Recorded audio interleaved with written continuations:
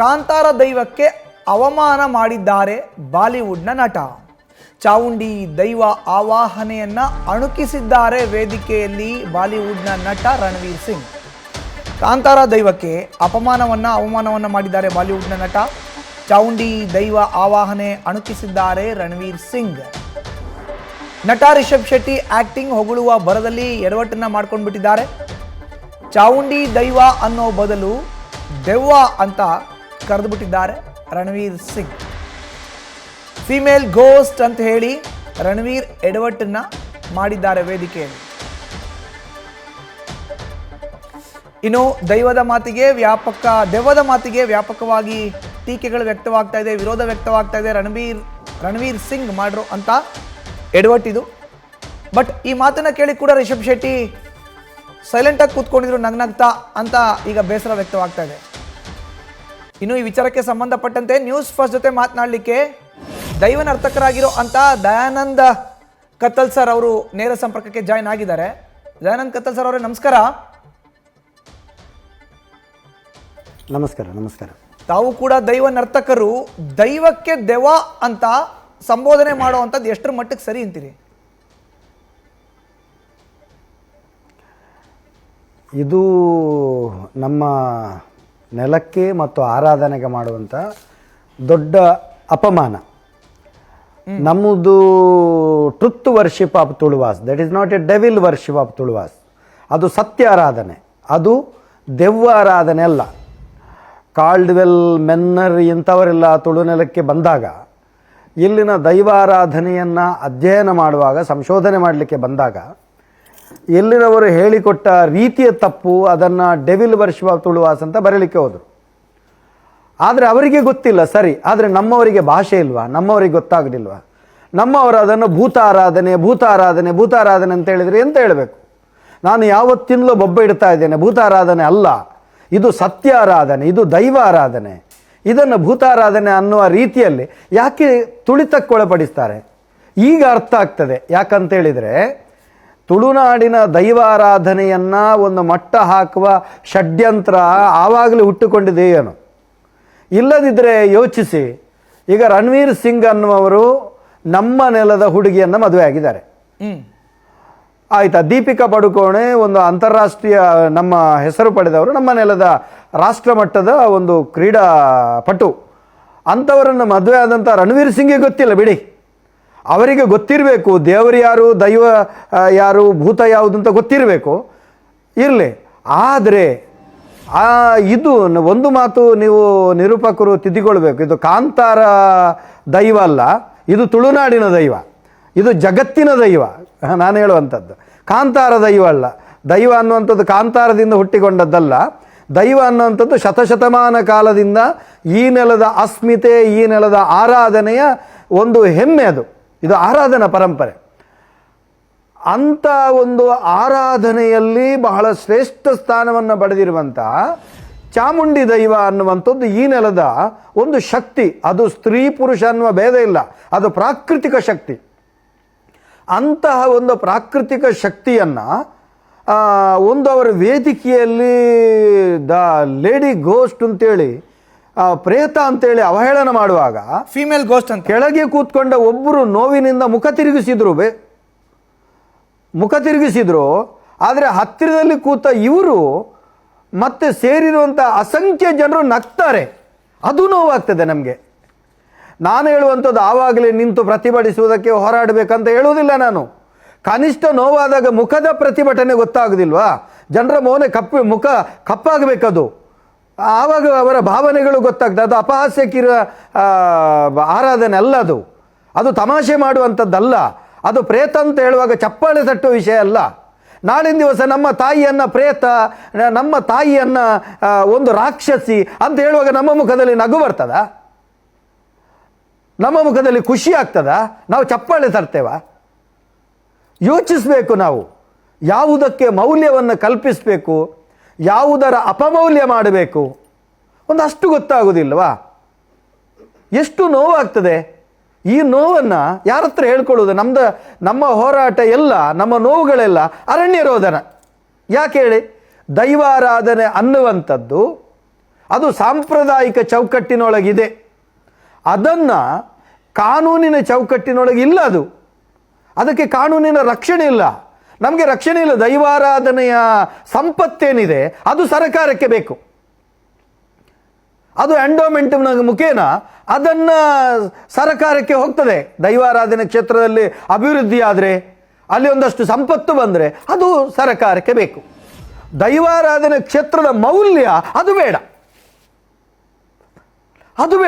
ದೈವಾರಾಧನೆಗೆ ಅವಮಾನ ಆಗುವಾಗ ಅದು ಒಂದು ರಾಜಕಾರಣಿಗೆ ಏನಾದರೂ ಯಾರಾದರೂ ಅವಹೇಳನ ಸಾಮಾಜಿಕ ಜಾಲತಾಣದಲ್ಲಿ ಮಾಡಿದರೆ ಅವರ ಮೇಲೆ ಏನು ಹೇಳ್ತಾರೆ ಪೊಲೀಸರು, ಸ್ವ ಇಚ್ಛೆಯಿಂದ ಅವರ ಮೇಲೆ ಕಾನೂನು ಕ್ರಮ ತೆಗೆದುಕೊಳ್ತಾರೆ.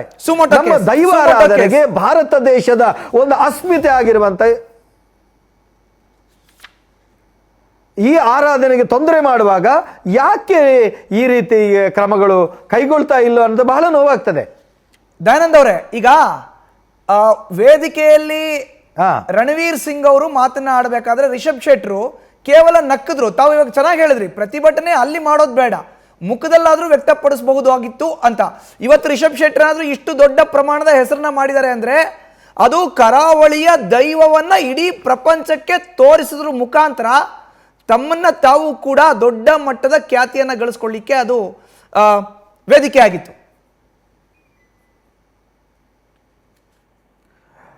ಖಂಡಿತ ನಾವು ಅದನ್ನೇ ಹೇಳೋದು. ನೋಡಿ, ಒಂದು ಕೃತಜ್ಞತೆ ಅನ್ನುವಂಥದ್ದಿದೆ. ಅದು ಯಾವ ರೀತಿ ಅದರಿಂದ ನಾವು ಮೌಲ್ಯವನ್ನು ಪಡೆದಿದ್ದೇವೋ, ಅದರಿಂದಾಗಿ ನಾವು ಏನು ದೊಡ್ಡ ಹೆಸರು, ವಿಶ್ವಮಟ್ಟದಲ್ಲಿ ದೊಡ್ಡ ಹೆಸರು ಪಡೆದಿದ್ದೇವೋ, ಅದರ ಬಗ್ಗೆ ಒಂದು ಕೃತಜ್ಞತೆ ಬೇಕು. ಮತ್ತು ನಾವು ಯಾವಾಗ ಆ ಕೃತಜ್ಞತೆ ಮನುಷ್ಯನ ಭಾವನೆಗಳು ಪ್ರಕಟ ಆಗುವುದಂತ ಹೇಳಿದರೆ ಅದರ ಬಗೆಗೆ ನಾವು ವಿಶೇಷ ಮೌಲ್ಯವನ್ನು ಇಟ್ಟುಕೊಂಡಾಗ ಮಾತ್ರ ನಮ್ಮ ಮುಖದಲ್ಲಿ ಪ್ರಕಟ ಆಗ್ತದೆ. ಒಂದು ಯೋಚನೆ ಮಾಡಿ ಅಂತೆ, ಇಲ್ಲಿ ಈ ಭಾರತ ದೇಶವನ್ನು ಯಾರು ಪ್ರೀತಿಸ್ತಾನೆ, ಆ ಪ್ರೀತಿಸುವವನಿಗೆ ಭಾರತ ದೇಶದಲ್ಲಿ ಅನ್ಯಾಯಗಳು ನಡೆದಾಗ, ಭಾರತ ದೇಶಕ್ಕೆ ಅವಹೇಳನ ಮಾಡುವಾಗ ಅವ ಖಂಡಿತವಾಗಿ ಖಂಡಿಸ್ತಾನೆ. ಅವನ ಮುಖಗಳಲ್ಲಿ ಹೋರಾಟ ಮಾಡಲಿಕ್ಕೆ ಆಗದೇ ಇರುವಂಥ ನಿರ್ವೀರ್ಯನಾದರೂ ಕೂಡ ಅವನ ಮುಖ ಕಪ್ಪಾಗ್ತದೆ. ಅವನಿಗೆ ಭಾವನೆಗಳು ಅವು ಸ್ಫುರಿಸ್ತದೆ, ನೋವುಗಳು ಸ್ಫುರಿಸ್ತದೆ. ಯಾವಾಗ ಭಾರತ ಮಾತೆಯ ಮೇಲೆ ಪ್ರೀತಿ ಇಲ್ವೋ, ಗೌರವ ಇಲ್ವೋ, ಆವಾಗ ನಗ್ತಾನೆ. ಅದೇ ರೀತಿ ದೈವಾರಾಧನೆ ಮೇಲೆ ಮೌಲ್ಯ ಇದ್ದರೆ, ದೈವಾರಾಧನೆ ಮೇಲೆ ಗೌರವ ಇದ್ದರೆ, ದೈವಾರಾಧನೆ ನನಗೆ ಅನ್ನ ಕೊಟ್ಟಿದೆ ಅನ್ನುವಂಥ ಕೃತಜ್ಞತೆ ಇದ್ದರೆ ಆವಾಗ ನೋವಾಗ್ತದೆ. ಏನು ದೊಡ್ಡ ಜನರ ಇದ್ದರೂ ನಮಗೆ ಹೋರಾಟ ಮಾಡಲಿಕ್ಕೆ ಆಗುವುದಿಲ್ಲ. ಆ ಹೋರಾಟದಲ್ಲಿ ತುಂಬ ಸುಂದರವಾದಂಥ ಕಾರ್ಯಕ್ರಮ ಹಾಳಾಗ್ತದೆ, ನಾವು ಮಾತಾಡಿ ತಪ್ಪಾಗ್ತದೆ ಅಂತ ಇರುವುದು ಸಹಜ. ಆದರೆ ನಮ್ಮ ಭಾವನೆಗಳು ಪ್ರಕಟ ಆಗಬೇಕಲ್ಲ. ನಾವು ಚಪ್ಪಾಳೆ ತಟ್ಟಿ ಅಲ್ಲಿ ಖುಷಿ ಪಡೋದಾ? ನಾವು ಚಪ್ಪಾಳೆ ತಟ್ಟಿದ್ರೆ ಏನಾಗ್ತದೆ, ಅಲ್ಲಿ ಸೇರಿರುವಂಥ ಸಹಸ್ರ ಮಂದಿ ಚಪ್ಪಾಳೆ ತಟ್ತಾರೆ. ಚಪ್ಪಾಳೆ ತಟ್ಟಿದ್ದು ಯಾವುದಕ್ಕೆ, ಯಾವ ಕಾರಣಕ್ಕೆ ಚಪ್ಪಾಳೆ ತಟ್ಟಿದ್ದು? ನಮ್ಮ ದೈವವನ್ನ, ಚಾಮುಂಡಿ ದೈವವನ್ನ ಲೇಡಿ ಗೋಸ್ಟ್ ಅಂದದಕ್ಕೆ, ಒಂದು ಹೆಣ್ಣು ಪ್ರೇತ ಅಂದದ್ದಕ್ಕೆ ಚಪ್ಪಾಳೆ ತಟ್ಟಿದ್ದು. ಖಂಡಿತವಾಗ್ಲೂ ದಯಾನಂದ್ ಅವರೇ, ಈಗ ಅಲ್ಲಿಯೇ ರಿಷಬ್ ಶೆಟ್ಟಿ ಅವರು ಅಲ್ಲಿಯೇ ಅದೇ ವೇದಿಕೆಯ ಮುಂಭಾಗದಲ್ಲಿ ಕುಳಿತು ನಗದನ್ನ ಬಿಟ್ಟು ಅಲ್ಲೇ ಕರೆಕ್ಟ್ ಮಾಡಿದ್ರೆ ಇದೆಲ್ಲವೂ ಕೂಡ ಕರೆಕ್ಟ್ ಆಗ್ತಾ ಇತ್ತು. ಕರಾವಳಿ ಭಾಗದ ತುಳುನಾಡಿನ ದೈವಕ್ಕೆ ದೆವ್ವ ಅನ್ನೋ ಉಲ್ಲೇಖವನ್ನ ಮಾಡಿದಂತ ಬಾಲಿವುಡ್ ನಟ ಕೂಡ ಅಲ್ಲೇ ತಿದ್ಕೊಳ್ತಾ ಇದ್ರೇನೋ ಪ್ರಾಯಶಃ. ನಾನು ಒಂದು ಉದಾಹರಣೆ ಹೇಳ್ತೇನೆ. ಒಂದು ಮುಂಬೈಯಲ್ಲಿ ಒಂದು ಫುಡ್ ಫೆಸ್ಟಿವಲ್ ಆಯಿತು. ಫುಡ್ ಫೆಸ್ಟಿವಲ್ಗೆ ನನ್ನನ್ನು ಗೆಸ್ಟ್ ಆಗಿ ಕರೆದರು. ನಾನು ಹೋಗಿದ್ದೆ.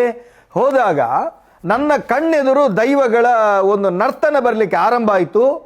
ನನಗೆ ಬಹಳ ನೋವಾಯಿತು. ನನಗೆ ಒಂದು ಅಲ್ಲಿಗೆ ಬಂದದಕ್ಕೆ ಸಂಭಾವನೆಯ ಚೆಕ್ಕನ್ನು ಕೊಟ್ಟಿದ್ರು. ಆವಾಗ ಹಿಂದೆ ಕೆಲವು ವರ್ಷಗಳ ಹಿಂದೆ ಚೆಕ್ಕನ್ನು ಕೊಟ್ಟಿದ್ರು, ರೈಲ್ವೆ ಟಿಕೆಟ್ ಕೊಟ್ಟಿದ್ರು. ನೋವಿನಿಂದ ನಾನು ರೈಲ್ವೆ ಟಿಕೆಟ್ ಅನ್ನ ಮತ್ತು ಚೆಕ್ಕನ್ನು ಎರಡನ್ನು ಕೂಡ ಹರಿದು ಅವರ ಕೈಯಲ್ಲಿ ಕೊಟ್ಟು, ನಮ್ಮ ದೈವಕ್ಕೆ ಅವಮಾನ ಮಾಡಿದಂಥ ಕಾರ್ಯಕ್ರಮದ ಸಂಭಾವನೆಯೂ ಬೇಡ, ನಿಮ್ಮ ರೈಲ್ವೆ ಟಿಕೆಟ್ಟು ಬೇಡ, ಏನು ಬೇಡ, ನನಗೆ ಹೋಗಲಿಕ್ಕೆ ಗೊತ್ತಿದೆ, ನನ್ನ ದಾರಿ ನನಗೆ ಗೊತ್ತಿದೆ, ನನ್ನ ದೈವಗಳು ನನ್ನನ್ನು ಮನೆ ಸೇರಿಸ್ತಾರೆ, ನನ್ನ ಗೂಡು ಸೇರಿಸ್ತಾರೆ ಅಂತ ಬಂದಿದ್ದೇನೆ. ಬಂದು ರೈಲ್ವೆ ಸ್ಟೇಷನ್ಗೆ ಬಂದಾಗ ನಾನು ಆವಾಗ ಬಡವ, ನನಗೇನಿಲ್ಲ. ಕಟ್ಟ ಕಡೆಗೆ ನನ್ನಲ್ಲಿರುವಂಥ ಚಿಕ್ಕ ಚಿಕ್ಕ ಚಿನ್ನವನ್ನು ಕಿಸೆಯೊಳಗೆ ನಾನು ಅಡಗಿಸಿಟ್ಟು ನಾನು ರೈಲಲ್ಲಿ ನಿಂತು ಬರುವ ಪರಿಸ್ಥಿತಿ ಆದಾಗ ಮಂಗಳೂರಿನ ಒಂದಷ್ಟು ಕಲಾವಿದರು ಒಂದು ಅಲ್ಲಿ ಕಾರ್ಯಕ್ರಮಕ್ಕೆ ಬಂದವರು ಅವರ ಸೀಟನ್ನು ನನಗೆ ಕೊಟ್ಟು ನನ್ನನ್ನು ಗೌರವದಿಂದ ಮಂಗಳೂರಿಗೆ ಕರೆತಂದಿದ್ರು. ನಾನು ಹೇಳುವಂಥದ್ದು, ನಮಗೆ ಅದರ ಮೇಲೆ ಗೌರವ ಇದೆಯೋ ಆವಾಗ ನಮಗೆ ನಮ್ಮ ಭಾವನೆಗಳು ಸ್ಫುರಿಸ್ತದೆ. ನಾನು ಹೇಳುವಂಥದ್ದು ಇದನ್ನು ಅರ್ಥ ಮಾಡಿಕೊಳ್ಬೇಕು.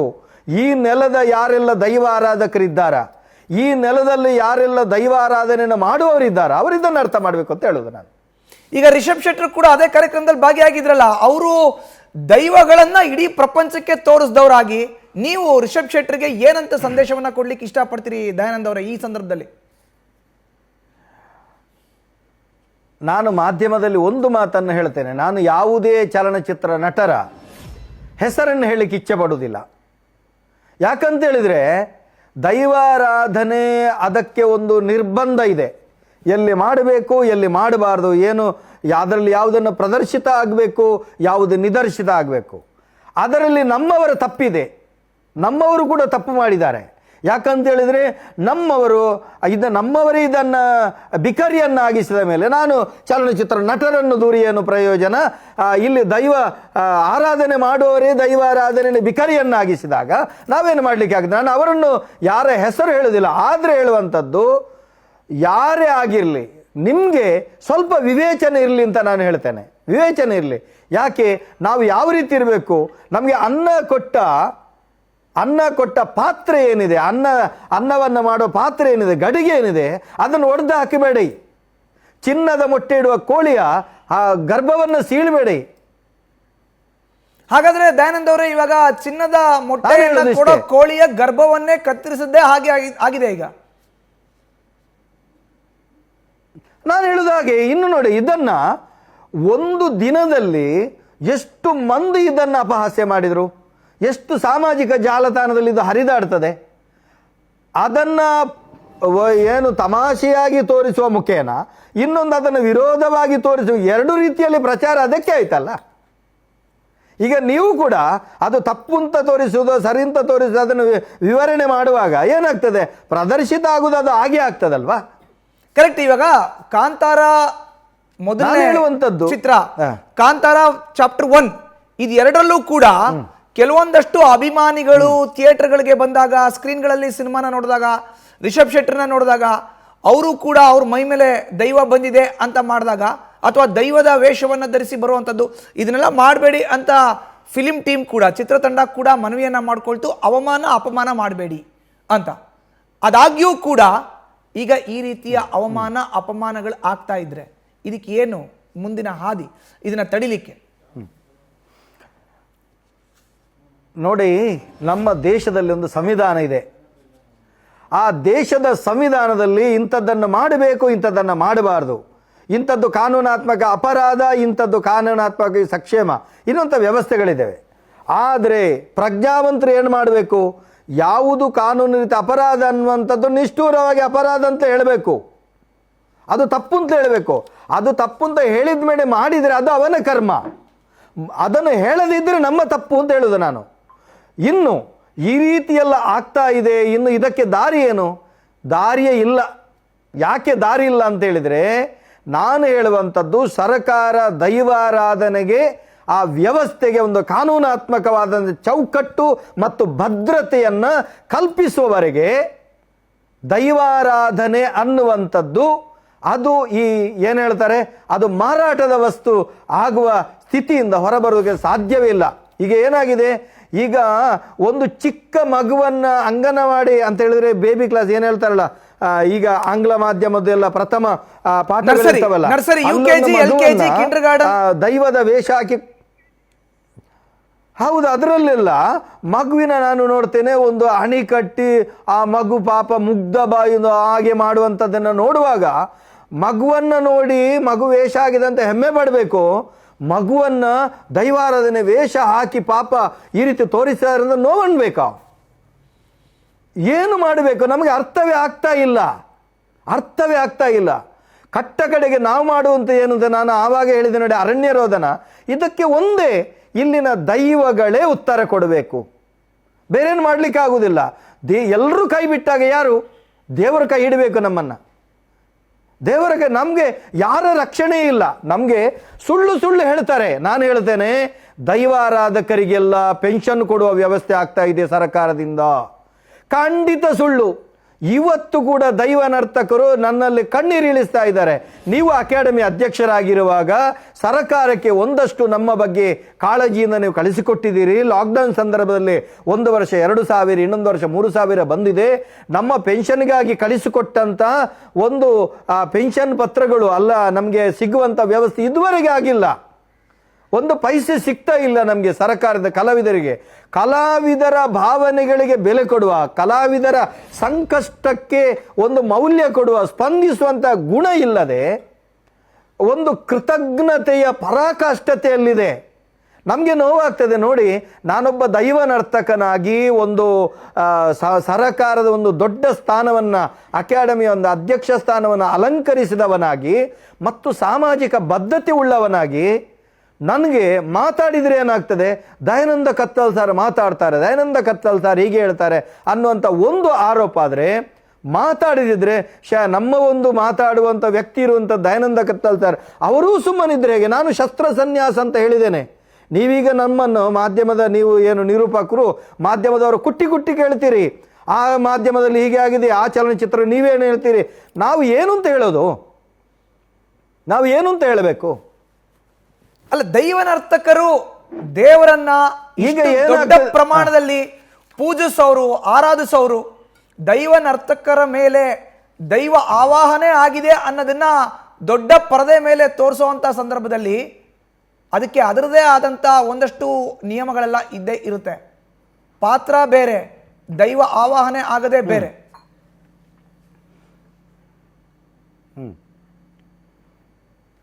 ನೋಡಿ, ನಾವು ಒಂದು ಕನಿಷ್ಠ ಸಾಂಪ್ರದಾಯಿಕ ಚೌಕಟ್ಟಿಟ್ಟು ಯಾವುದು ಮಾಡಬಾರ್ದು.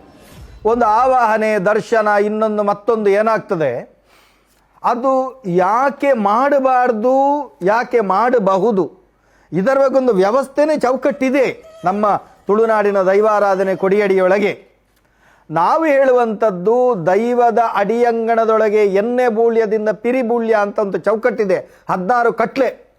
ಅದರ ಒಳಗಿನ ವ್ಯವಸ್ಥೆಯನ್ನು ಯಾವುದೇ ಕಾರಣಕ್ಕೆ ಪ್ರದರ್ಶನ ಮಾಡಬೇಡಿ. ಪಾರ್ಧನ ಸಾಹಿತ್ಯ ಅದು ಜನಪದ ಸಾಹಿತ್ಯ, ಅದು ಎಲ್ರಿಗೂ ತಿಳಿಬೇಕು. ಗಿಟಗೆರೆ ರಾಮಕ್ಕ ಮುಗೇರ್ತಿ, ಖರ್ಗಿ ಶೆಡ್ತಿ ಮತ್ತು ಮಾಚಾರು ಗೋಪಾಲ ನಾಯ್ಕರು, ನಮ್ಮ ನೀಲಮ್ಮ ಪೂಜಾರ್ತಿಯವರು, ಶ್ರೀಮತಿ ಭವಾನಿ ಪಂಬದಿಯವರು, ನಮ್ಮ ಕಿಟ್ಟು ಪಂಬದಿಯವರು, ಬಾಬು ಪಂಬದರವರು ಅದ್ಭುತ ಪಾರ್ಧನ ಗಾಯಕರಿದ್ದರು. ಅದೆಲ್ಲ ಸಮಾಜಕ್ಕೆ ಕೊಟ್ಟವರು. ಪಾರ್ಧನ ಅನ್ನುವಂಥದ್ದು ದೈವಗಳ ಚರಿತ್ರೆ ವಿಶ್ವಮಾನ್ಯ ಆಗಬೇಕು. ಹಾಗಂತ ದೈವಗಳ ಕತೆ ಕೂಡ ವಿಶ್ವಮಾನ್ಯ ಆಗಬೇಕು, ದೈವಗಳ ಹಾಡುಗಳು ಕೂಡ ವಿಶ್ವಮಾನ್ಯ ಆಗಬೇಕು. ದೈವಾರಾಧನೆಯ ಒಳಗಿರುವಂಥ ನೇಮ ಅನ್ನುವಂಥದ್ದೇನಿದೆ ಅದನ್ನು ಯಾವ ಮೂಲದಲ್ಲಿ ಕಾಣಬೇಕು ಅದನ್ನೇ ಕಾಣಬೇಕು ಅನ್ನೋಂಥ ವ್ಯವಸ್ಥೆ ತುಳುನಾಡಿನ ಮುಗ್ಧ ದೈವಾರಾಧಕರ ಅನಿಸಿಕೆ. ಅದೆಲ್ಲ ಹೀಗೆ ಕಡಿದು ಏನು ಹೇಳ್ತಾರೆ, ನಮ್ಮಲ್ಲಿ ಒಡ್ಡು ಕಟ್ಟಿರ್ತಾರೆ, ಒಡ್ಡು ಒಡೆದು ದಿಕ್ಕಾಪಾಲ ಆಗಿ ಹೋಯಿತು. ನಮ್ಮ ನೋವುಗಳೆಲ್ಲ, ನಮ್ಮ ಹೃದಯ ಚೂರಾಗಿ ಆಗಿ ಹೋಯ್ತು. ಇನ್ನೇನು ಮಾಡ್ಲಿಕ್ಕೆ ಆಗ್ತದೆ?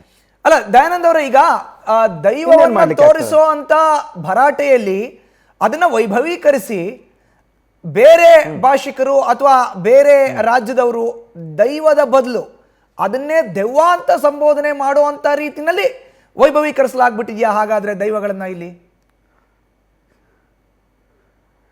ಮೊದಲು ಹೇಳುವಂಥದ್ದು ನಾವು ಅದೇ ಆ ರೀತಿ ಆಗಿದೆ. ಯಾಕಂತ ಹೇಳಿದ್ರೆ ನಮ್ಮ ದೈವಗಳನ್ನು ನಾವು ಪ್ರದರ್ಶನ ಮಾಡಬೇಕಂತಿದ್ರೆ ಅದರ ಬಗ್ಗೆ ಮೊದಲು ಪಾಠ ಕೊಡಬೇಕು. ಅದು ಏನು, ಅದು ಎಷ್ಟು, ಅದರ ಎತ್ತರ ಎಷ್ಟು, ಅದರ ವ್ಯಾಪ್ತಿ ಏನು, ಇದನ್ನ ಜನರಿಗೆ ಮನಂಬುರು ಹಾಗೆ ತಿಳಿಸುವಂಥ ಕೆಲಸ ಆಗಬೇಕು. ನೋಡಿ, ನಾನು ಹೇಳುವಂಥದ್ದು ಅದೇ ಕಾರಣಕ್ಕೋಸ್ಕರ ಜನರು ಏನು ಮಾಡ್ತಾರಂತ ಕೇಳಿದರೆ, ಒಳ್ಳೆಯದನ್ನು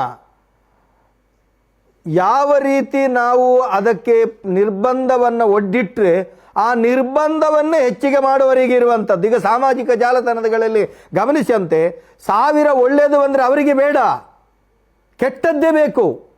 ಆ ಕೆಟ್ಟದ್ದನ್ನೇ ನೋಡುವಂಥ ಪರಿಸ್ಥಿತಿ ಆಗಿದೆ ಈಗ. ಭಾರತ ಭೂಪಟದಲ್ಲಿರುವಂಥ ಗಂಗೆ, ಯಮುನೆ, ಗೋದಾವರಿ, ನರ್ಮದೆ, ಸಿಂಧು, ಕಾವೇರಿ, ಒಳ್ಳೊಳ್ಳೆ ಕ್ಷೇತ್ರಗಳು ಅದೆಲ್ಲ ಬೇಡ. ಅದರಲ್ಲಿ ಕಾಣುವಂಥ ಕಪ್ಪು ಚುಕ್ಕೆಯೇ ಕಾಣ್ತದೆ. ನಾನು ಹೇಳುವಂಥದ್ದು, ನಾವು ಯಾವುದು ಪ್ರದರ್ಶಿತ ಆಗಬೇಕು ಅದನ್ನು ಮಾತ್ರ ಪ್ರದರ್ಶಿತಗೊಳಿಸಬೇಕು ಹೊರತಾಗಿ ದೈವಾರಾಧನೆಯ ಬಗೆಗಾಗಿ ಈ ರೀತಿ ಆಗುವಾಗ ಕನಿಷ್ಠ ನಮ್ಮವರ ಭಾವನೆಗಳಿಗೆ ಬೆಲೆ ಕೊಡುವ ಕೆಲಸ ಆಗಲಿ. ನ್ಯೂಸ್ ಫಸ್ಟ್ ನಿರ್ಭೀತಿಯಿಂದ ನಿಮ್ಮ ಪರವಾಗಿ.